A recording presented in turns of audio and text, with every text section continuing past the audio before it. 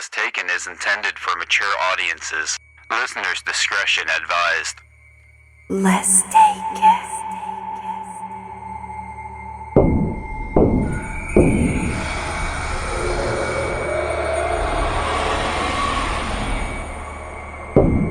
April 25th, 1973.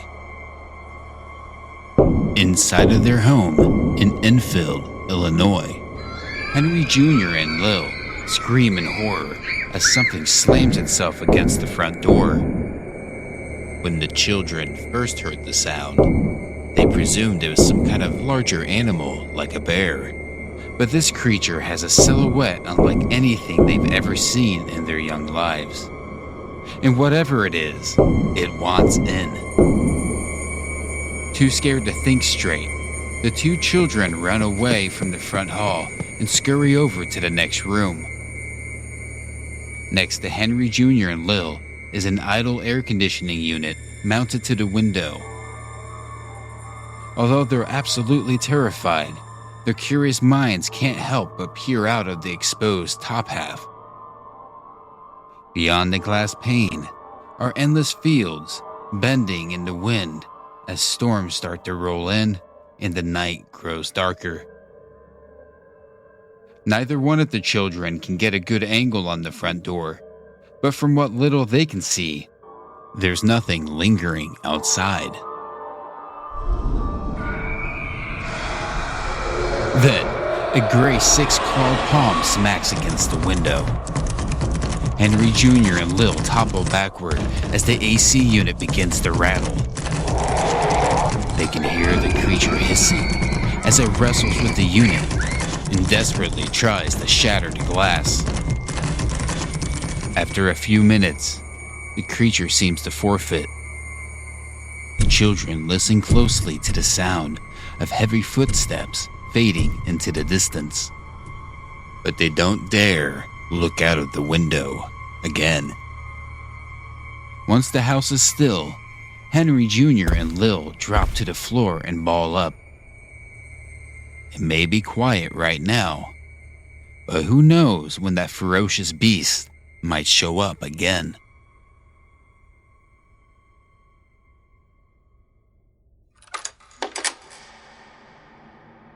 Between 9:30 and 10 p.m., the children awake from napping on the floor. Neither one remembers passing out, but they're definitely not sleeping now, and they certainly hear the front door handle start to shake. Henry Jr. and Lil crawl over to each other and embrace. Tears well up in their eyes as the front door flings open. They scream. "Now, what's all this about?" a familiar voice asked the children.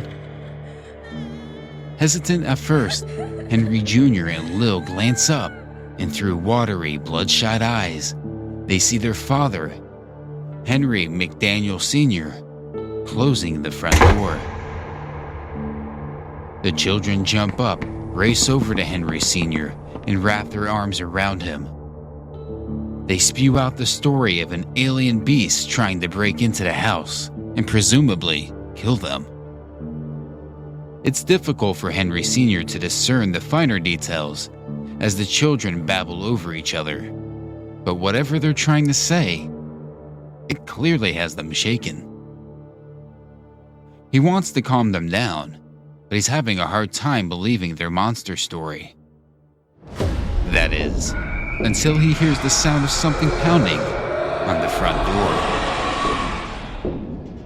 In the rural outskirts of Enfield, it's unlikely that a friendly neighbor is dropping by to say hello. There shouldn't be any pets or any other animals roaming around the front yard either. As the banging sound becomes louder, too loud to dismiss, the children tell their father it has to be the same creature from earlier. But in Henry's mind, there's a better chance that it's just some kind of large animal, maybe even a bear. Still a threat, but not quite a monster. Unnerved, Henry Sr. makes his way to the front door. He can feel a low rumble underfoot the closer he gets. Even if it's just a bear outside, he's still not prepared to defend himself. Yet, he can't let his kids see him concerned. Henry Sr. reaches out and slowly turns the doorknob.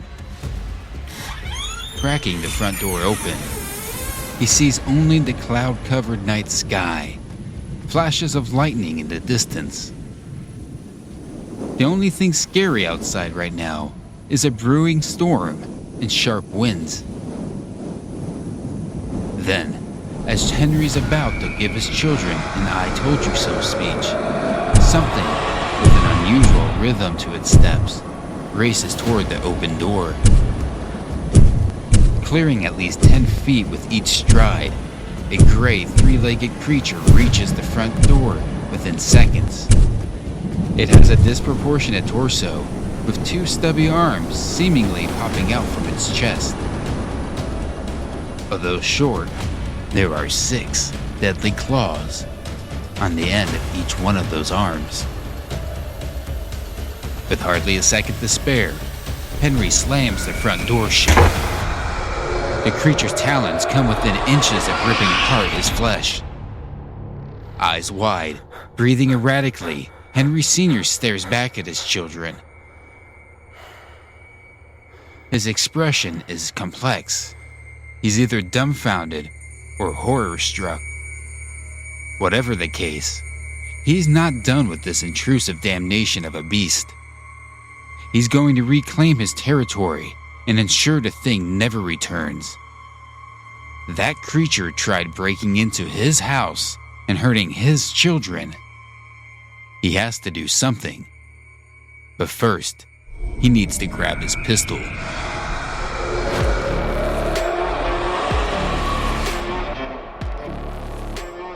You're listening to Enfield, the latest episode from Season 2 of Less Taken.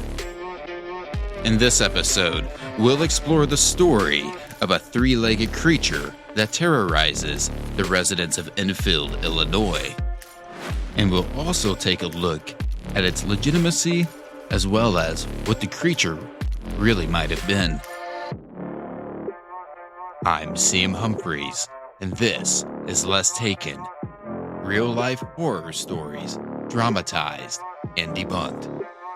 I hope you enjoy.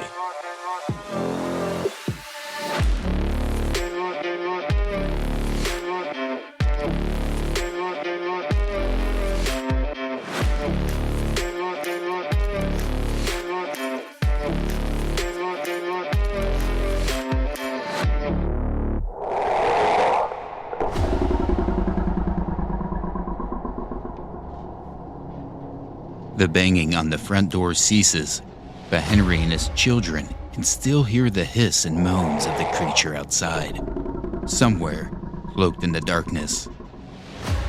After his run-in, Henry tells his children to remain calm and still as he runs over to a nearby closet. From within it, he withdraws a .22 caliber pistol. As quickly as he can, Henry loads the gun and returns to the front door. Opening it, as he did before, may not be Henry's best option. He takes a step back and then kicks it wide open. There's no creature at first glance, but Henry's not about to turn back. Shining his flashlight around the front yard, he makes his way outside. It doesn't take long before Henry finds what he's looking for. Over by a set of bushes, he sees it. 3 legs, short arms, talons, and glowing pink eyes. In one fell swoop, Henry cocks the pistol, aims, and fires at the great creature. The first shot connects, but it's not enough to kill the beast. It's just enough to make it call out into the night. Henry pops off 3 more rounds, but the wounded monster dodges them all. At this point, Henry expects the enigmatic animal to lunge forward and tear him to shreds. But instead, it turns around and takes enormous strides away from his property and toward a clearing near the neighboring railroad tracks.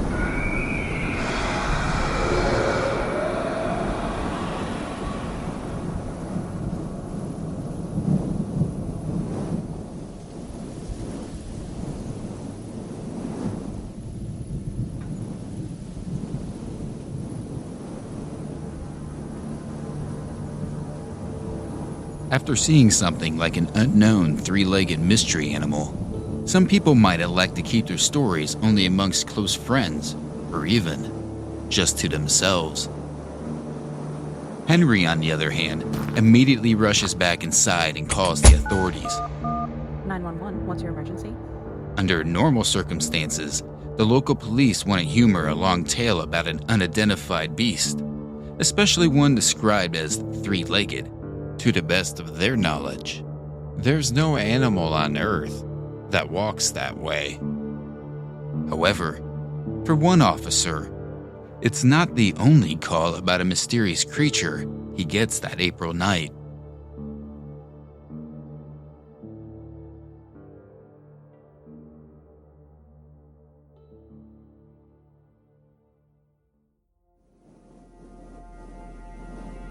A boy named Greg Garrett plays in his backyard, engulfed in the land of make-believe and completely unaware of the monster lurking just beyond the fence. It's a bit late for him to be out right now, but his good behavior has earned him a great deal of trust from his parents. However, that trust may end up being to his detriment. And not just because there's a storm brewing in the distance.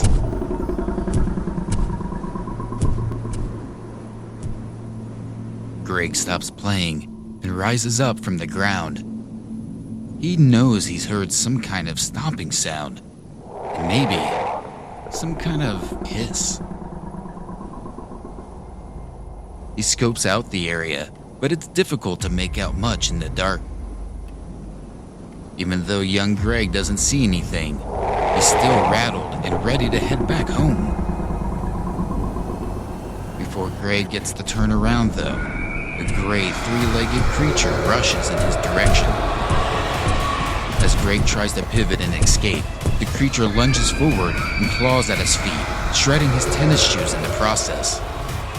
Luckily, Greg manages to dip away from the clutches of the beast before he can do any more damage. Greg runs, and he never stops running until he's safe inside the confines of his own home.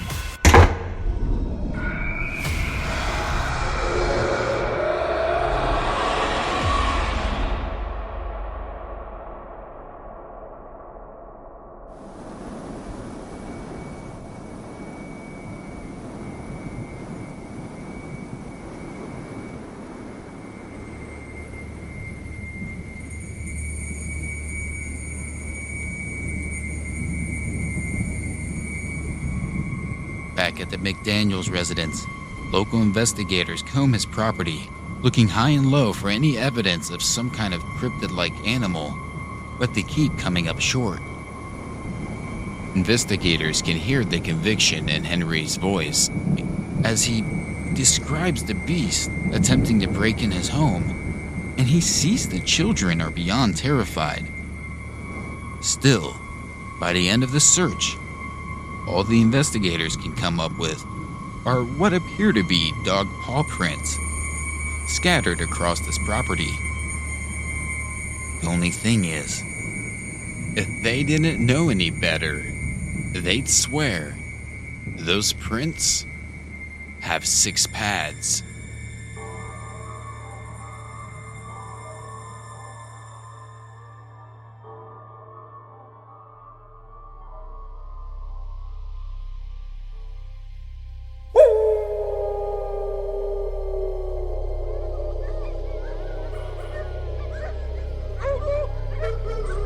May 6th, late into the evening, Henry Sr. rolls around in bed, trying to drown out the sound of dogs howling and get a few more hours of sleep. But he can't. It seems like another dog joins in the piercing symphony every 10 minutes until every last damn canine in the neighborhood is howling incessantly.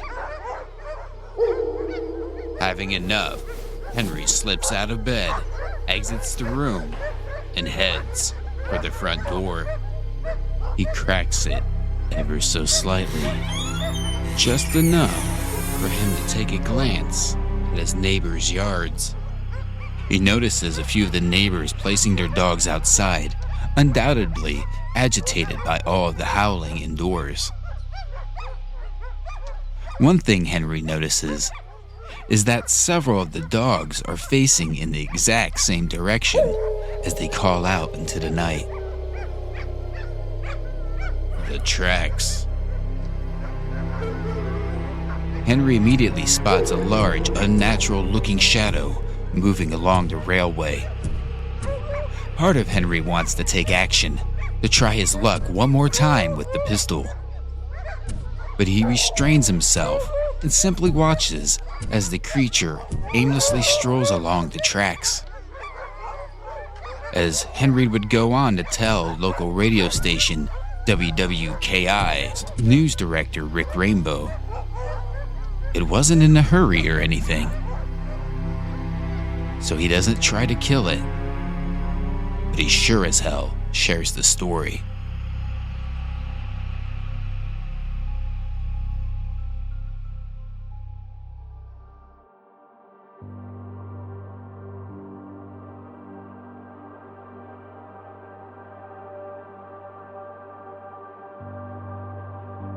After hearing Henry's unbelievable story about an enfield-monster, WWKI director Rick Rainbow and a few of his colleagues decide to visit Henry at his residence in Enfield.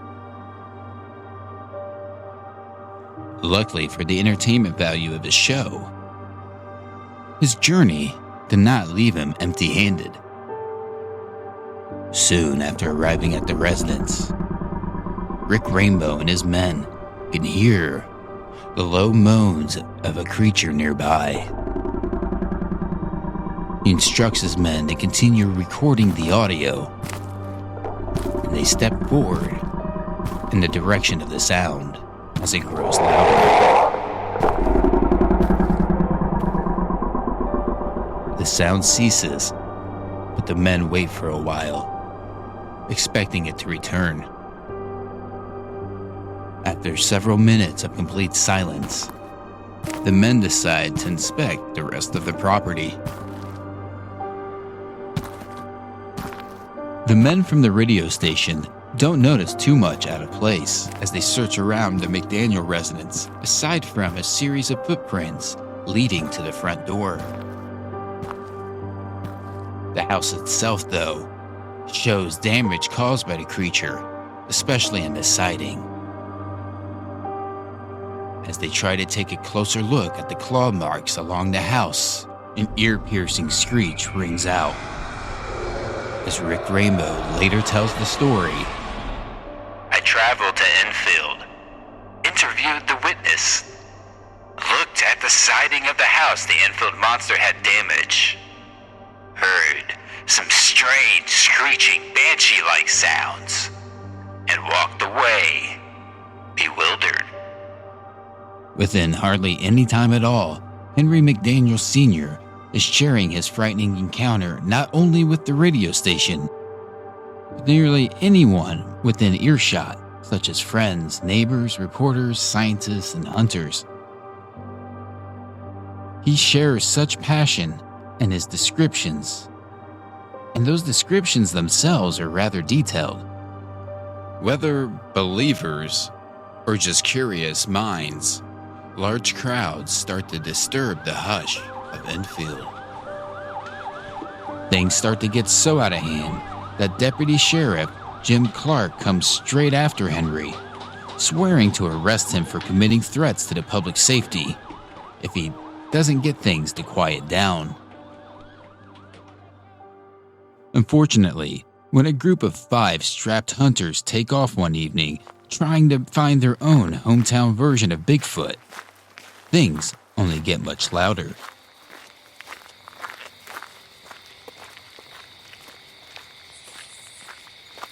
As the sun sets far off to the west, 5 men carry their guns through the woods, not too far away from the railroad crossing, where the creature has been spotted on several occasions by different, unacquainted witnesses. For most of the first hour or so, it's silent throughout the woodlands. Some of the hunters aren't quite sure that's a good thing. The hush makes them uneasy. Nevertheless, they all continue to roam through the trees, fearing that one of them might be so unlucky as to catch the creature in the reflection of his flashlight. It isn't long before night falls over them, and their flashlights are their only guidance. No one is sure how long this quest is going to take, or if they'll ever find anything.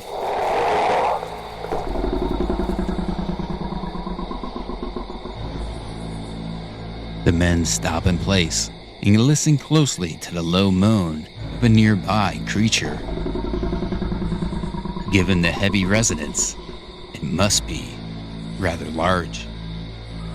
The hunters hardly have the time to figure out what's making the sound before it pops out right in front of them. As the beast comes into sight, its eyes glowing in the darkness, the hunters all steady their rifles, while one of the men steadies a camera instead and begins to take photos. No sooner than the creature lunges forward, the men unload round after round. As though unfazed, the creature changes course and dashes, or more correctly, jumps into the shadows. A couple of the men fire extra rounds, just in case, but before long, the woods are relatively quiet again, and the men finish up the night without much proof of the mysterious creature.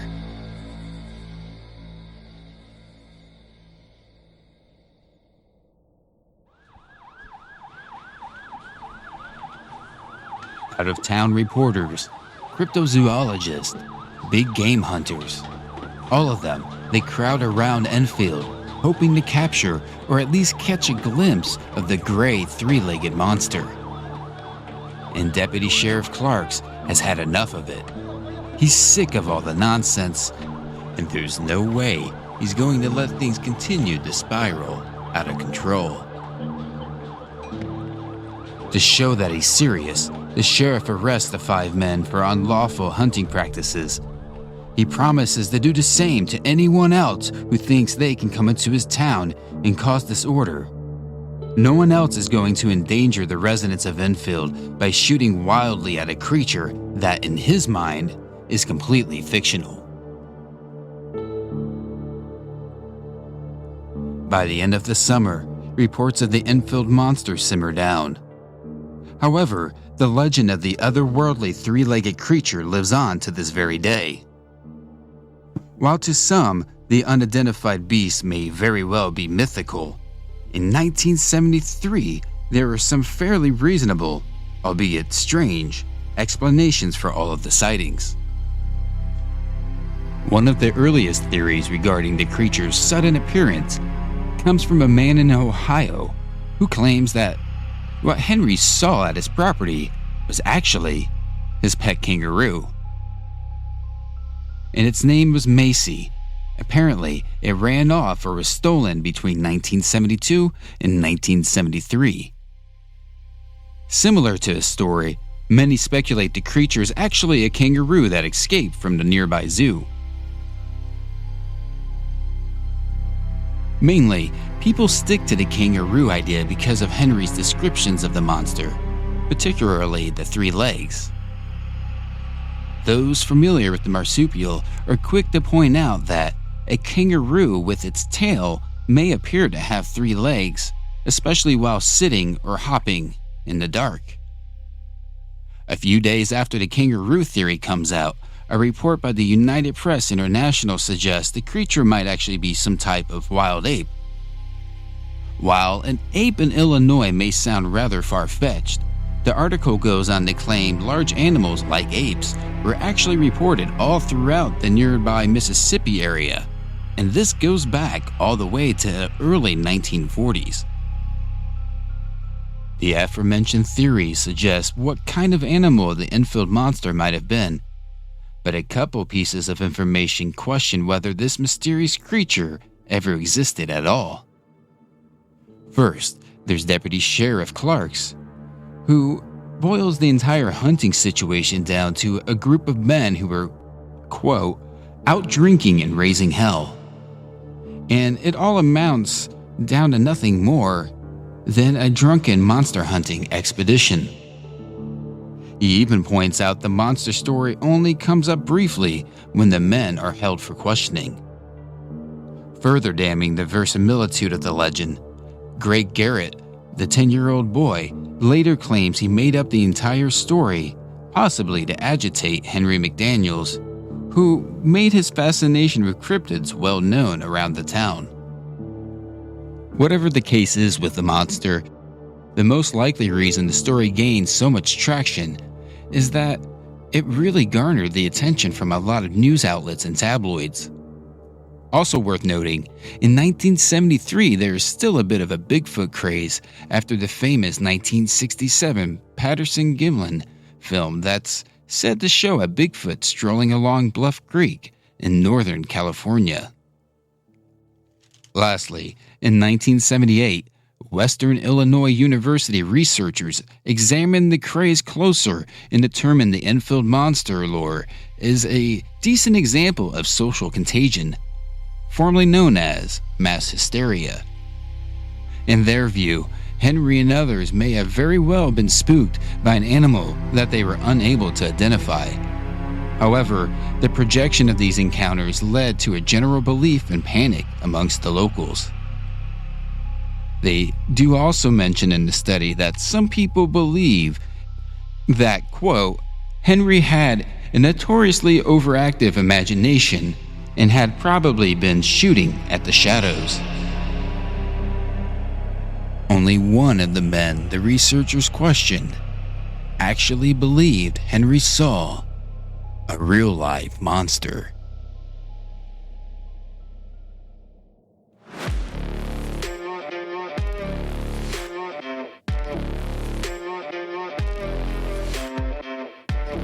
Thanks for checking out Enfield, the second story from Season 2 of Less Taken. Please let us know what you think about this episode by giving us a fair rating and review. You can also write to us. We're lesstakenpod@gmail.com, and you can find us under the handle @lesstakenpod on both Facebook and Instagram. Discover more about Less Taken by visiting our official website, lesstakenpod.com. And coming soon, we're going to have a fresh new website as well as a brand new merch store for you to check out and hopefully enjoy.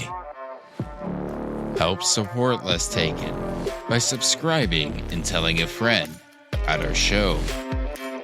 It all truly helps. A quick note about our storytelling.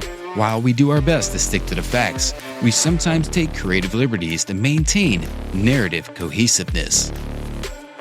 I'm CM Humphreys, and this is Less Taken. Real-life horror stories, dramatized and debunked. Once again, thanks for listening.